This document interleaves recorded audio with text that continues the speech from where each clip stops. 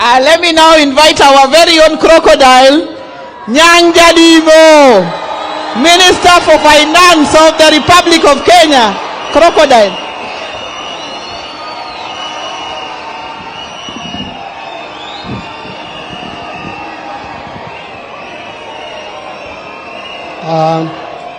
Thank you, Governor. To the family of our brother Charles Ongondowere, the late, Baba, the Prime Minister of the Republic of Kenya, Speaker of the National Assembly, other leaders present, Jayu akwete na okwe uru kendo. Because of time, I'll just mention a few things. Number one, Baba, I was in the United States of America. I came back after 1 week stay in the US. I came back on Sunday, the 28th, and I was very busy with budget estimates and the finance bill. I had just lost my nephew, who was my age mate, and with whom we grew up together. And since he died, I had not gone home.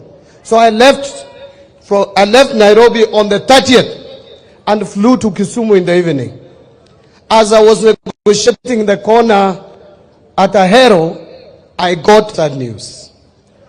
When I was first told by one of my people that there is this rumor going round that we have lost the MP, actually the first statement was we've had the MP for Kasipul shot. The first instinct was to call him. I called his number, the line rang, but he did not pick. And immediately I sensed something was wrong. Then immediately now the social media was awash with the information. I went home. Now I had 2 matanga arriving home. And the following morning, Baba, you were the first person to call me. And I could hear the kind of pain you had. And then later, His Excellency the President called me. And the President told me in his own words that I have already instructed Amin, that's how he called him, that these people must be brought to book. And I'm happy that there is some progress. But I want also to add my voice that everybody involved must be brought to book. We have lost so many lives, and one life is one too many. I sit in the National Security Council, and therefore I will not go beyond that. But I am sure those who planned, those who executed, those who conspired must be brought to book. I just want to bring the condolences also of the President. He called me and told me when I arrived here, he was with Baba, and I know Baba will bring his condolences. He has sent his condolences. Ongondo was my friend. Ongondo is the first MP I visited. Immediately I was appointed to this position. When we came to do a fundraiser for Timeo group here in Oyugis. Ongondo came to my constituency twice when I had indicated that I would go back to run for parliamentary seats before my appointment to the cabinet. That was a friend. But let me tell you something. People have said that this was a principled man, and I want to confirm. And there is something unique about him and me. That even though when we were going for both of us, Gladys and myself, we were going for gubernatorial seat, among other candidates. There is one person, he was supporting Gladys and I knew it. But there is one person Ongondo never discampaigned in this constituency, and that is me. He never said Mbadi is banned. In fact, a lot of his supporters, very close, some working in CDF, were my supporters. Including party officials, ward officials, were in my team.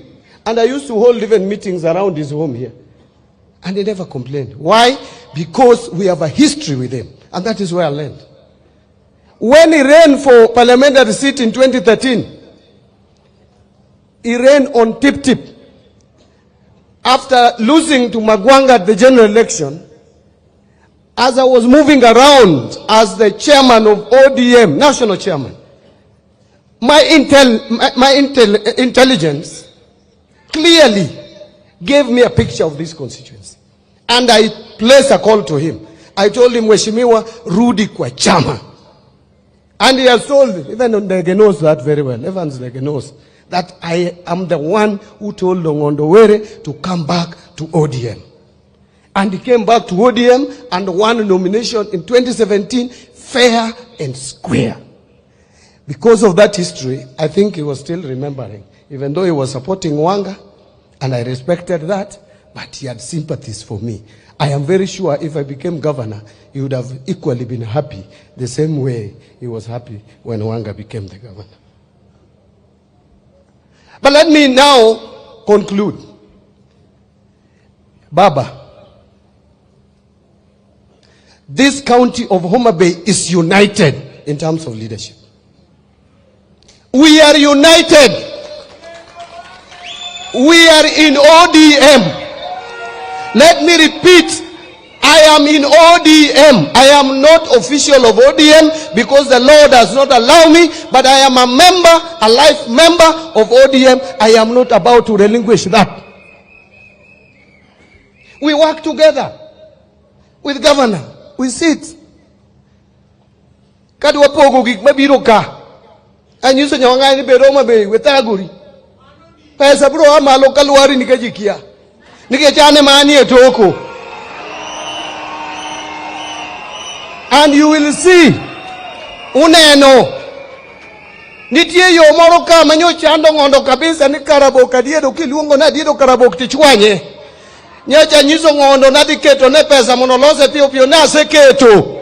Ni e budget di lose pio pio mono room. But let me now conclude, Baba. I have been the chairman of ODM for 10 years. I'm the longest serving chairman of ODM to date. And I belong to this party. I put a lot of effort since you sent us to the government. And the reason why I'm putting a lot of effort to reform this economy, Baba, I found this economy in bad shape. Simchezo, ilikuwa mbaya. It was bad. But the reason why I'm putting my effort, apart from being patriotic, I wanted to demonstrate to the whole world that if Raila Odinga became the president, these are the people he would have gone with to the government, and this is what they would have done. And therefore my concluding remarks is that if I am there, I expect total 100 support from the party. Starting with the Secretary General, my brother Sifuna, please, I am a member of your party. I don't belong to any other party. I belong to ODM. If I fail, there is no way 2027 you are talking about. You will convince anyone that ODM can run a government. May God bless.